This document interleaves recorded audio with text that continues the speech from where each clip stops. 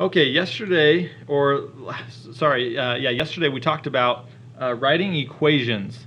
Okay, section 7.1 was all about writing equations that match a phrase, or writing equations based on real-world problems that we could use to help us to solve a real-world problem. Section 7.2 is all about solving addition and subtraction equations. So we're taking the equations that we've written and we're going to use those equations to solve a problem. So our objective today is that I can solve addition and subtraction equations and apply it to a real-world problem. We need to fix a few things that I have made mistakes on in our notes, so make sure you're following along. Okay, first key vocabulary word that we need to talk about is a solution, which is slightly different than just an answer to a problem.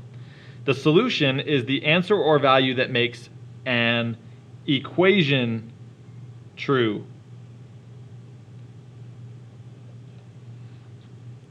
For example, we're going to cross out this example here and rewrite this problem because I made a mistake. So we're going to write 2 times x equals 6. And then we're going to write x equals 3. So in this example, this is an equation. The 6 is an answer to the equation.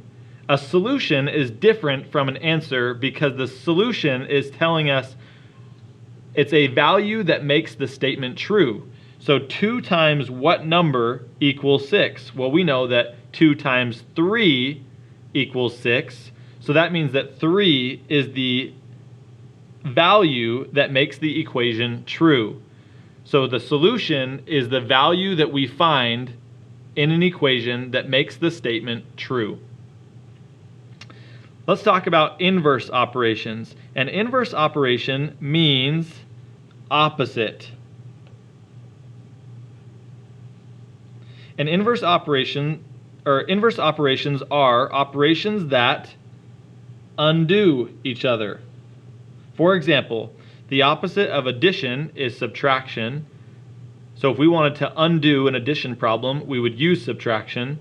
The opposite of subtraction is addition. So if we wanted to undo a subtraction problem, we would use addition. If we wanted to undo a multiplication problem, we would use division. If we wanted to undo a division problem, we would use multiplication. Okay? Addition property of equality.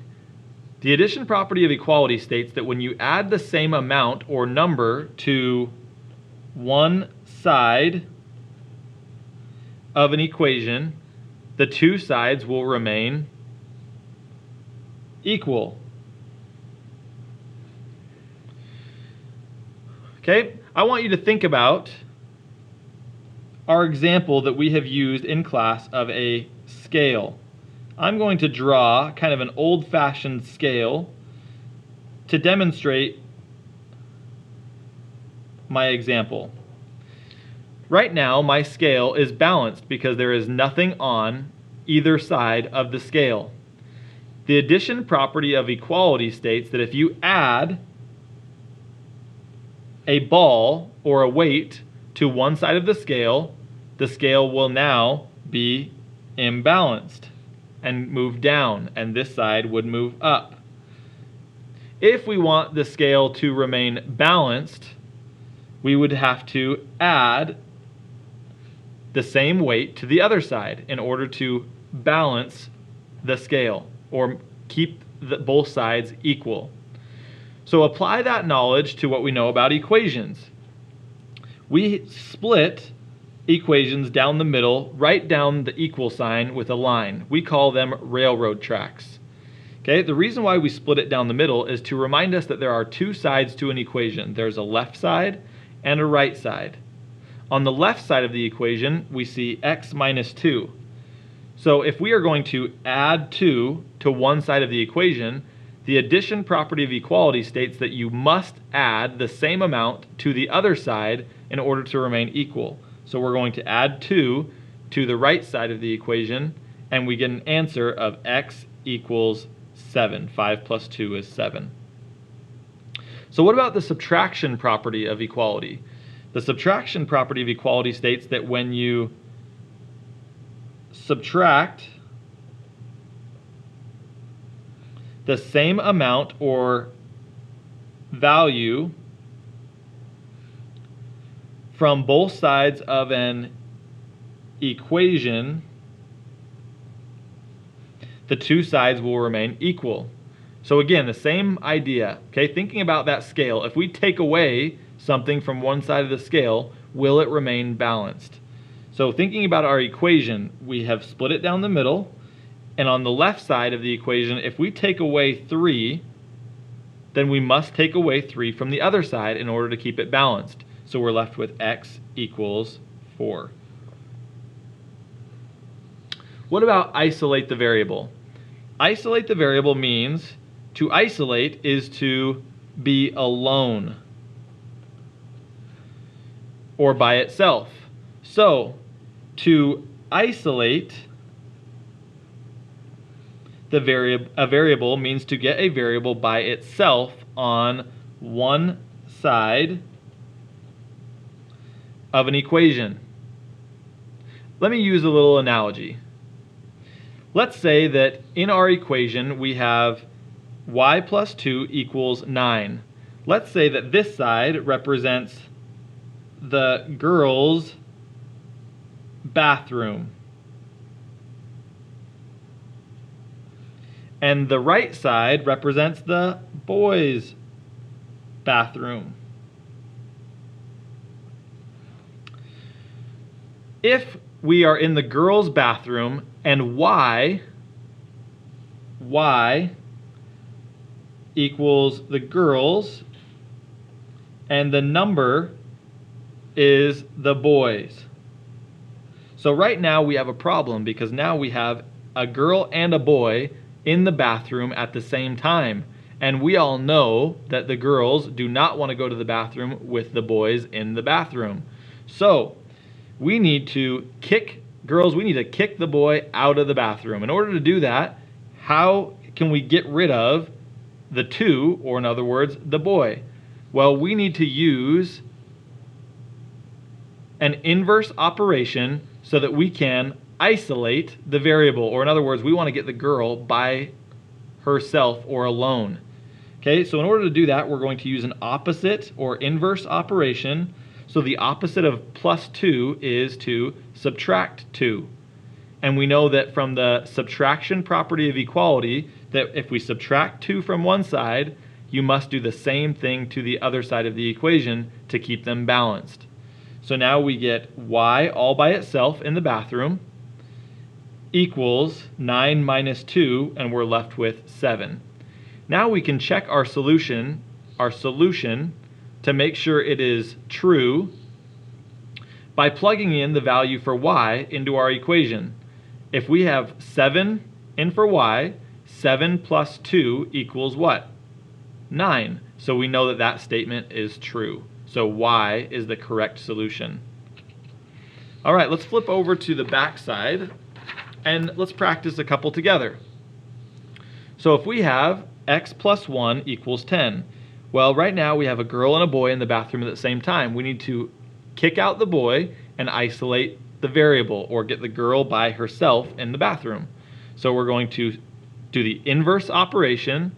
The opposite of addition is subtraction. So we're going to subtract 1, and then we have to do the same thing to the other side of the equation. So we're going to subtract 1.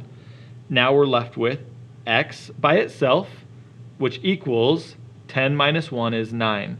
Well, let's plug it in and check our solution. 9 plus 1 equals 10. So our statement is true. Okay, let's try the second one. A minus 8 equals 15. So in order to get the a by itself, we have to do an inverse operation. The opposite of subtract is addition.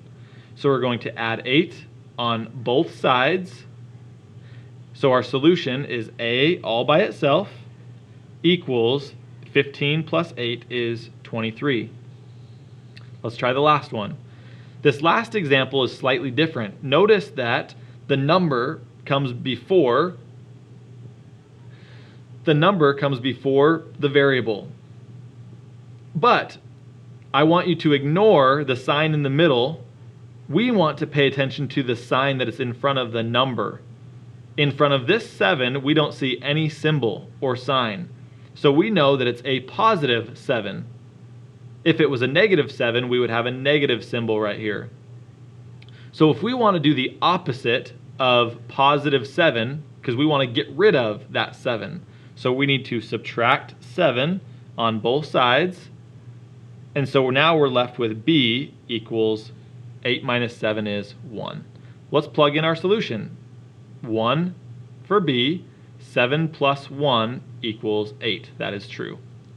Okay, now I want you to pause and try the last two on your own. Remember, an equation is like a scale. Both sides must remain the same or be balanced to be equal.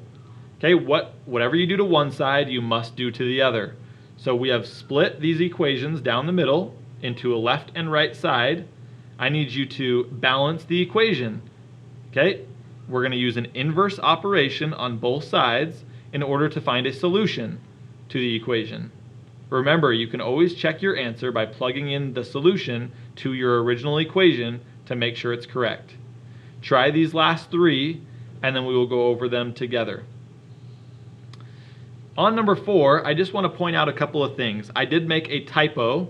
In this, we need to erase or cross out the word more and the word than, and we're going to add something to this statement. Sally has $4, period, and Billy has X dollars, period. Together, they have $9. That word together is our keyword that tells us to do what? We know that tells us to add. And if together they have $9, that means that the answer to our problem is 9. So we need to finish writing the equation in order to solve and figure out how much money does Billy have. So write an equation that you could use to solve the situation. We know that Sally has $4, and we don't know how many dollars Billy has. It says he has X dollars, so we're going to put X into our equation. So remember, you're going to put your railroad tracks down the middle, and now you need to isolate the variable by using an inverse operation on both sides in order to solve and figure out how many dollars does Billy have. So solve the equation and we'll check it together.